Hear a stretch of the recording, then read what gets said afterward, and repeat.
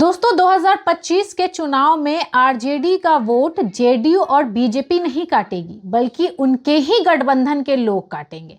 जी हां, बिहार में चुनाव में 10 ऐसा विधानसभा सीट है जहां पर महागठबंधन के लोग ही आपस में कॉम्पिटिट करते हुए नजर आएंगे।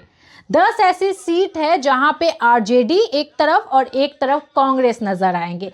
इससे ये पता चलता है कि कहीं ना कहीं इस सीट पर एनडीए की जीत करवाना चाहते हैं। अब कौन ऐसा कर रहा है ये हम नहीं जानते, लेकिन सोचिए 10 विधानसभा और 10 विधानसभा 10 सीट बहुत बड़ी बात होती है। देखिए, हम पूरे डिटेल में आपको बताएंगे और ये भी बताएंगे कि आखिर क्या मकसद है। क्या सच में कोई पार्टी ऐसी है महागठबंधन में जो कि एनडीए की जीत करवाना चाहती है। देखिए, पहला सीट है वैशाली, जो कि बहुत ही खास है। वहां पे एक तरफ आरजेडी चुनाव लड़ती हुई नजर आएगी, दूसरी तरफ कांग्रेस।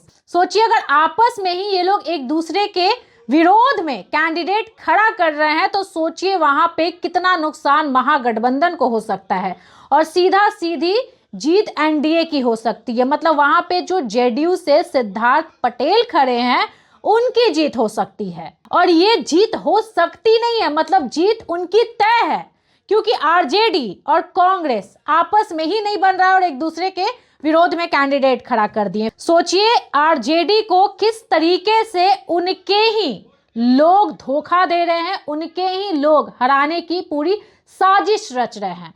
फिर लोग बोलेंगे कि भाई ये कैसे हो गया, आरजेडी कैसे हार गई। आरजेडी इसी कारण हारेगी। सोचिए बछवाड़ा से एक तरफ होंगे सीपीआई और एक तरफ होंगे कांग्रेस। सीपीआई से होंगे अवधेश राय और कांग्रेस से होंगे गरीब दास। मतलब इधर कांग्रेस और सीपीआई एक दूसरे को हराने के लिए खड़ी होगी और फिर इधर जीत एनडीए की ही होगी। फिर उसके बाद विधानसभा है, गौड़ा बौड़ाम को हराने के लिए फिर से वीआईपी ने अपना एक कैंडिडेट खड़ा कर दिया है। आरजेडी से अफजल अली और वीआईपी से संतोष सहनी। सोचिए आरजेडी को कितना नुकसान होने वाला है इस चुनाव में, ये सोचिए। और ये और कोई नहीं, एनडीए पार्टी नहीं करने वाली, एनडीए के लोग नहीं करने वाले, एनडीए के कैंडिडेट नहीं करने वाले, उनके महागठबंधन के कैंडिडेट उनको नुकसान पहुंचाएंगे और उनकी सरकार नहीं बनने देंगे। ठीक है, और गौड़ा बौड़ाम से भी एनडीए की जीत तय है। उसके बाद कहलगांव से एक तरफ आरजेडी और एक तरफ से कांग्रेस। आरजेडी खड़ा कर रहा है रजनीश यादव को और कांग्रेस खड़ा कर रहा है प्रवीण कुशवाहा को। सोचिए एक दूसरे का वोट इस तरीके से काटा जाएगा कि 2025 में फिर से आरजेडी की सरकार नहीं बन पाएगी, तेजस्वी यादव मुख्यमंत्री नहीं बन पाएंगे। यहां से कहलगांव से भी जेडीयू के कैंडिडेट शुभानंद मुकेश की जीत तय है, क्योंकि ये लोग कांग्रेस और आरजेडी एक दूसरे का वोट काटेंगे और जेडीयू यहां से भी निकल जाएगी। फिर आया राजा पाकर से सीपीआई और कांग्रेस एक दूसरे को टक्कर देने के लिए खड़े हैं। सीपीआई से है मोहित पासवान और कांग्रेस से है प्रतिमा दास। यहां से भी जेडीयू कैंडिडेट की जीत होगी महेंद्र राम की। सोचिए महागठबंधन वाले आपस में ही ये कर रहे हैं, तो कैसे महागठबंधन की सरकार बिहार में आएगी। सोचिए आपस में ही एक दूसरे के साथ तालमेल नहीं बैठ रहा है तो भैया सरकार कैसे बना पाएंगे।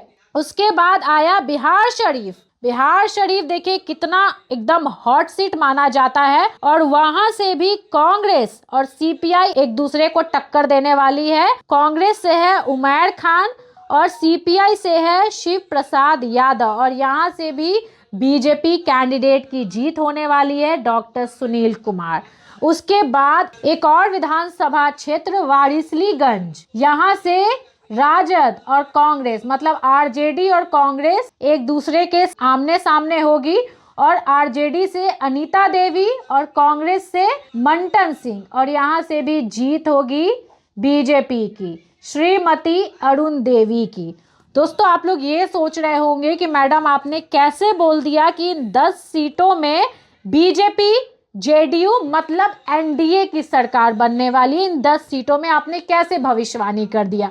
दोस्तों सोचिए कि महागठबंधन एक जगह है, ठीक है, महागठबंधन एक दूसरे के साथ है, लेकिन जब आपस में ही इन लोगों का झगड़ा चल रहा है, आपस में ही इन लोगों का तालमेल नहीं बैठ रहा है और ये लोग अपना कैंडिडेट आमने सामने खड़ा कर देंगे, तो ऑब्वियस सी बात है कि ऑपोजिशन वाले हैं उनका वहां पे सीट तय है। ठीक है, अब सोचिए कि आरजेडी और कांग्रेस मतलब आपस में ही एक सीट पर खड़े हो गए हैं, तो भाई आरजेडी वाले और कांग्रेस वाले अपने जो भी उनके वोटर्स हैं अपने पार्टी को वोट करेंगे। इन लोगों का महागठबंधन है, तो जो भी आरजेडी का वोटर्स होता वो कांग्रेस वाला भी होता, वो आरजेडी वाला भी होता। ठीक है, उसके बाद सीपीआई वाला भी होता, वीआईपी वाला भी होता, मतलब सारा जो वोट है वो आरजेडी को जाता। लेकिन यहाँ पर कांग्रेस ने भी अपना कैंडिडेट खड़ा कर दिया है, या मान लीजिए सीपीआई या वीआईपी ने अपना कैंडिडेट खड़ा कर लिया है, तो जो भी जिसके वोटर्स होते हैं उनको ही वोट डालते हैं सपोर्ट में। ठीक है,